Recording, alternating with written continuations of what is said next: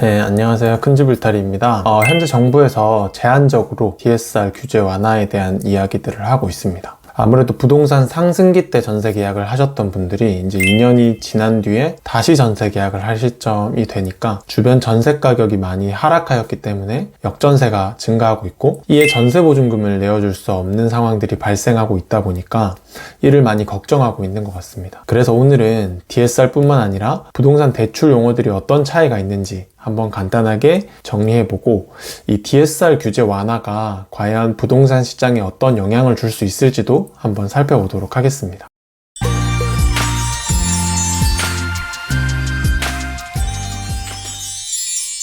부동산 대출하면 가장 대표적인 부동산 대출 용어가 하나 있습니다. 바로 LTV입니다. 보통 이제 LTV 같은 경우에는 70% 정도를 받을 수 있다라고 보시면 됩니다. 그럼 이 LTV는 어떤 기준으로 그 대출을 해주느냐라고 봤을 때, 쉽게 얘기해서 다른 것은 고려하지 않고 해당 아파트의 가치만큼 특정 비율을 인정하여 대출을 해주겠다는 거라고 생각하시면 됩니다. 담보대출이라고 보통 많이 얘기하죠. 만약에 제가 5억 아파트를 가지고 있고 70%의 LTV를 적용받는다고 한다면 다른 것을 고려하지 않고 3억 5천 정도의 돈을 빌릴 수 있다고 쉽게 생각하시면 됩니다. 한때는 이 LTV만 가지고도 대출을 해주던 시절이 있었습니다. 하지만 지금은 그렇지 않죠. 그래서 이제 지금 판단하는 게 바로 DTI, DSR인데, 일단 이 두 가지를 많이 헷갈려 하시는 분들이 있습니다. 먼저 DTI가 뭔지 한번 살펴보도록 하겠습니다. 취지는 비슷하다고 보시면 됩니다. 일단 제 소득을 기준으로 제가 감당 가능한 만큼의 대출을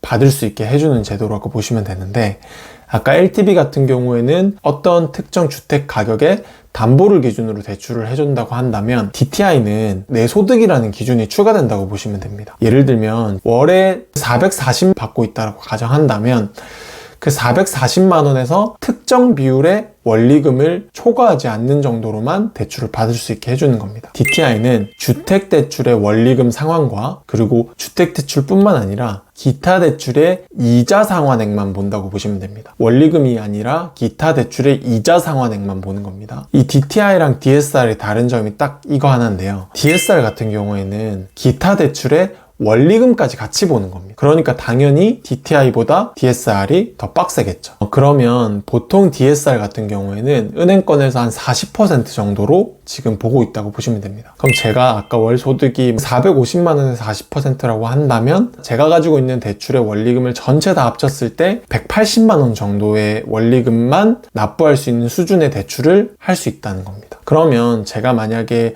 9억짜리 아파트를 가지고 있다라고 하더라도 그거에 대한 대출 70%를 받을 수가 없는 겁니다.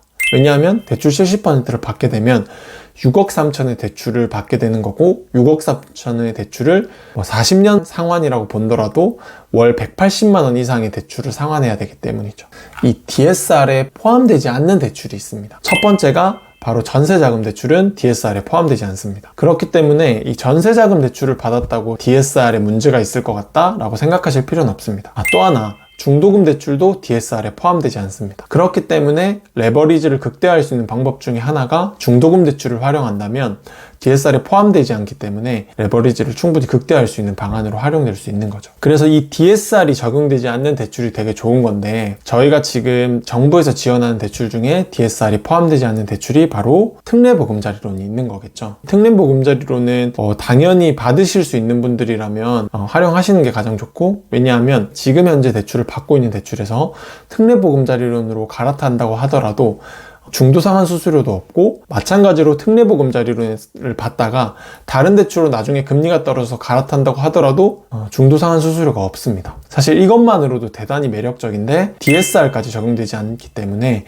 특례보금자리론은 반드시 여러분들이 활용할 수 있으면 활용해 보시길 추천드립니다. 집주인 측면에서는 이 DSR 규제가 조금은 불합리하다라고도 생각할 수 있는 부분이 뭐냐면, 보통 집주인분들은 담보대출을 받으시고 그 담보대출을 받은 비율로 전세를 받지 않고 월세를 주는 경우가 있는데, 그러면 이 담보대출로 받았던 이자 원리금보다 월세 수익률이 훨씬 높은 경우가 있고 비슷한 경우도 발생하게 되는데, 그렇게 되면 실제로 소득이 0원이라고 하더라도 이 월세를 바탕으로 원리금을 상환할 수 있는 거기 때문에 소득이 아무리 낮다고 하더라도 대출 원리금을 상환하는데 전혀 문제가 되지 않습니다. 그런데 월세의 수익은 내 소득으로 인정해주지 않는 거죠. 그렇다 보니까 내 소득만큼만 대출을 받을 수 있는 거고, 실제로 집주인들이 이 원리금을 상환하는데 전혀 부담이 되고 있지 않는데도 대출을 추가로 받을 수 없는 경우들이 발생하게 되는 거죠. 그렇기 때문에 지금 정부에서는 DSR 규제를 조금은 손보려고 하고 있는 상황이고, 최근 가장 이슈가 되고 있는 게 바로 전세 사기와 역전세잖아요.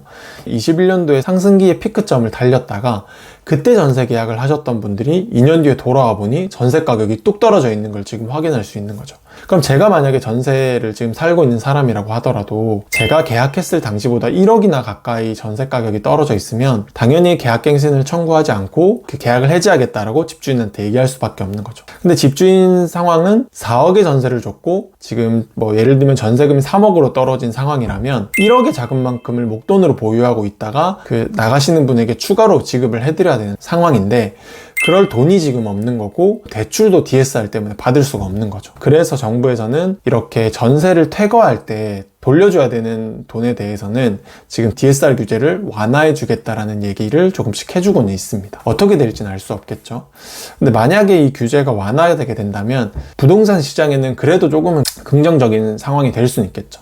일단 어떤 점에서 긍정적일 수 있냐면 전세 매물 자체가 조금은 줄어들 수 있습니다. 왜냐하면 지금 집주인분들께서 너무나도 전세가 안 나갈 수 있기 때문에 전세 가격을 앞다투어 내려서 뭐 내는 분들도 계시지만 만약에 DSR 규제를 조금은 이런 부분에서 완화해주게 된다면 조금 더 버틸 수 있겠다라고 생각할 수도 있고, 그리고 월세로 지금 매물을 더 전환해야겠다라는 생각을 할 수도 있고, 그렇기 때문에 월세 매물이 증가할 수 있게 되는 거겠죠. 그래서 떨어지던 전세 가격이 조금은 그 속도가 줄어들 수도 있고, 물론 지금 아파트 같은 경우에는 전세 가격이 막 많이 하락하고 있진 않죠. 그 다음 반대로 근데 월세 매물이 증가할 수 있다 보니까 월세 상승세는 조금 둔화될 수는 있겠죠. 이 부분에 대해서는 좀 고려해 보시면 좋을 것 같습니다.